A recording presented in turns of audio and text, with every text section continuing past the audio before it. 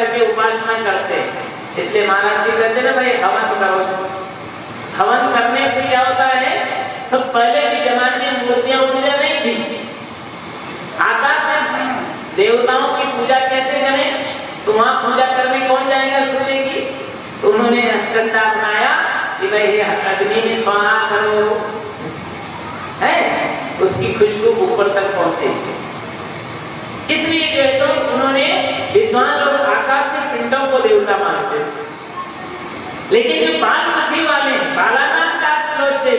बाल बुद्धि वाले किसको देवता मानते, जो मिट्टी है, पत्थर है, काष्ठ है, लोहा है, तांबा है, पीतल है, उनकी प्रतिमा को ही देवता मानते हैं। लेकिन बुद्ध से अपने देवता, जो बुद्धिमान होते हैं, वो आत्मा को ही सर्वोच्च देवता मानते हैं, जिससे सारे देवों का सृजन होता है। अगर आत्मदेव नहीं हो इस धरती पर, तो फिर कोई सृजन नहीं हो सकता। अगर मनुष्य इस धरती पर नहीं होता, तो न तो वेद होता, न पुराण होता, न बाइबिल होती, न पुराण होती, न गीजक होता, न कोई पुस्तक होती। अगर मनुष्य धरती पर नहीं होता, तो यहाँ पर जो है तो सुई से लेकर के और एरोप्लेन तक का कोई आविष्कार न होता। अगर मनुष्य धरातल पर न होता, तो न मंदिर होते, न मस्जिद होते, न गिरजाघर होते, न गुरुद्वारे होते, कुछ भी नहीं होता। इस सारे के सारे का सृजन कौन करता है, ये मनुष्य करता है। लेकिन दुर्भाग्य ये है कि मनुष्य अपनी कीमत को भूल गया है, अपनी ताकत को बिसर गया है, इसलिए अपनी वास्तविकता को नहीं पहचान पाता। इसलिए हमें जरूरत है, हमें अपने आत्मबल को, आत्मशक्ति को जागृत करने की। और जिस दिन आप अपनी आत्मशक्ति को जागृत कर लेंगे, तो आपको कहीं भटकने की आवश्यकता नहीं। भगवान को भी आपको कहीं ढूंढने की जरूरत नहीं पड़ेगी, देवी देवताओं की भी तलाश करने की आवश्यकता नहीं पड़ेगी।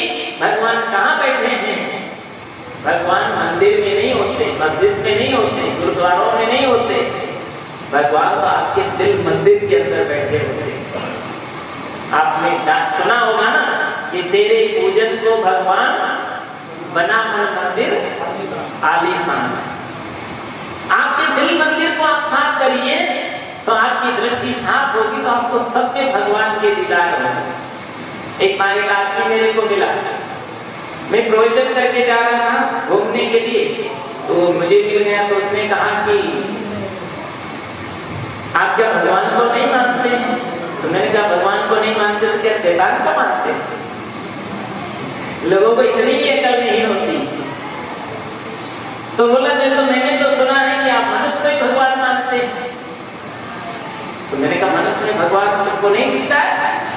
जब पत्थर में भगवान दिखाई देता है, जब गोबर माटी में भगवान दिखाई देता है, जब मछली और कछुए में भगवान दिखाई देता है, जब कंकड़ में भगवान दिखाई देता है, तो मनुष्य में तो भगवान बिल्कुल साफ साफ दिखाई दे रहा है। केवल दृष्टि आपकी साफ होनी चाहिए। अगर दृष्टि साफ है तो आपको हर प्राणी में भगवान की दीदार होगी। एक नाथ जी को जो है तो गधे में भगवान के दीदार हो गए। किसमें? गधे में। रेगिस्तान में जा रहे थे, कावड़ में जल लेकर, जैसे आजकल कावड़ लेकर के नहीं जाते हैं लोग, और रास्ते में एक गधा था, वो प्यासा था, उनकी टोली थी। तो देखा एक नाथ जी ने कि वो पानी के बिना तड़प रहा है। पानी के बिना तड़प रहा है, तो एक नाथ जी ने अपना कावड़ रखा है और उस गगरी में से गंगा जल निकाला है और उस गधे के बच्चे को पानी पूरा का पूरा पिला दिया। तो जो उनके साथी भगत लोग थे, उन्होंने कहा गुरुदेव ये क्या किया? ये तो रामेश्वर भगवान को चढ़ाना था और आपने इस गधे को चढ़ा दिया। उसने कहा यही तो साक्षात रामेश्वर भगवान है। मेरा पानी तो जो है तो रामेश्वर भगवान को चढ़ गया।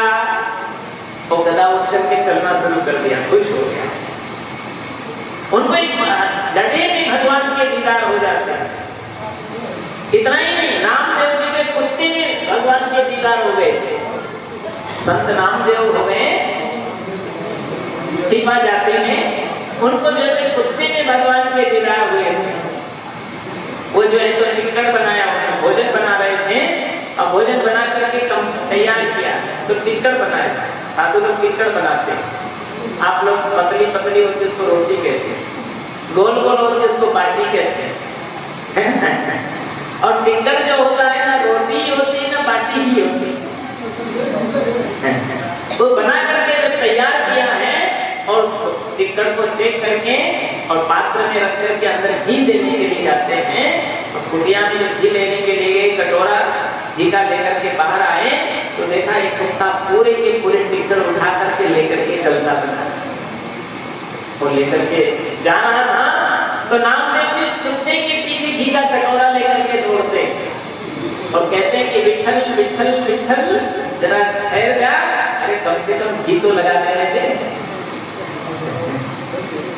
आप देखिए उस कुत्ते में उसको भगवान के दीदार हो रहे हैं और जाकर के उन्होंने उस रोटी में घी डाला है और कुत्ता बड़े आराम से बैठ करके खा रहा है।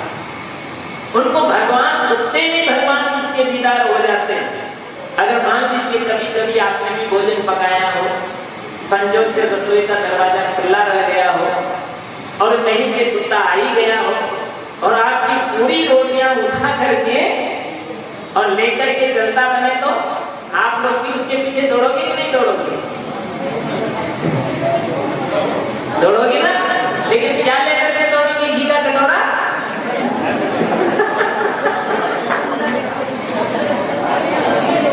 आप घी का कटोरा लेकर के नहीं दौड़ोगे, आप डंडा लेकर के दौड़ोगे और ये भी आपको पता है कि रोटी आप हमारे कोई काम की नहीं है, लेकिन उसको जब तक 2-4 घंटे नहीं जमा दो तब तक आपको चैन की नींद नहीं आएगी, क्योंकि आपको उसमें भगवान के दीदार नहीं हो रहे हैं, आपको तो उसमें दुश्मन के दीदार हो रहे हैं। तो दृष्टि साफ होनी चाहिए। अगर आपकी दृष्टि साफ है तो आपको सबसे भगवान के दीदार होंगे, है ना? ये याद रखिए। इसलिए कबीर साहब कहते हैं कि अपनी दृष्टि को बिल्कुल क्लियर बनाओ, बिल्कुल साफ बनाओ। संत कबीर साहब से किसी ने कहा कि आप परिक्रमा नहीं करते हो, कभी कभी भगवान की परिक्रमा कर दिया करो। तो कबीर साहब कहते हैं जहां जहां डोलो सो परिक्रमा। बोला मैं जहां जहां भी डोलता हूं तो समझो मेरी तो परिक्रमा हो रही है, अलग से करने की कोई जरूरत नहीं है। जो कुछ करो सो पूजा।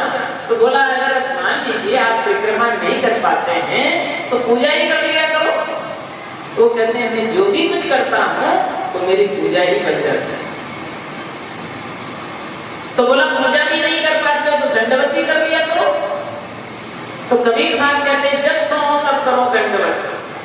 बोला मैं जब सोता हूं ना तो दंडवत ही हो रही, भाव मिटाओ पूजा।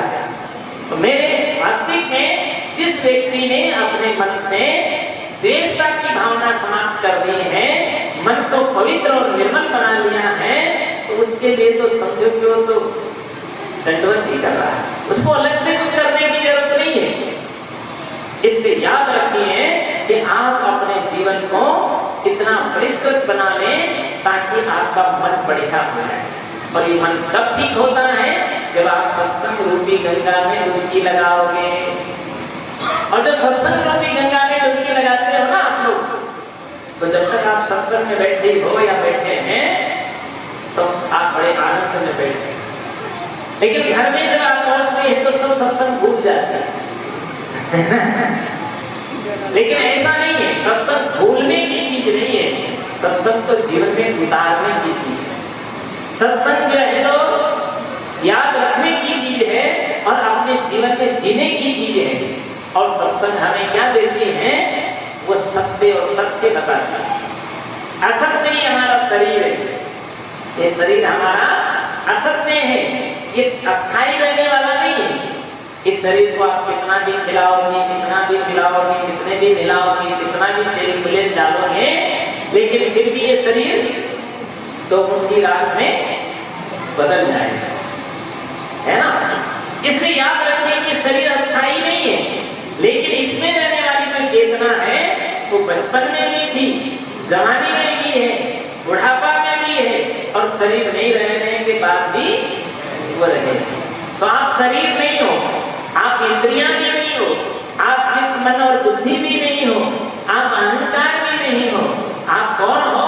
आप तो शुद्ध चैतन्य राम हो, जिस राम का तुम भजन करते रहते हो। इसलिए कबीर साहब कहते हैं तन से काम और मन से राम, और कहें कबीर सरे दो काम। इसलिए दोनों काम करिए। इसलिए कबीर कहा है, आप लोग भी गाइए, काम करते रहो ना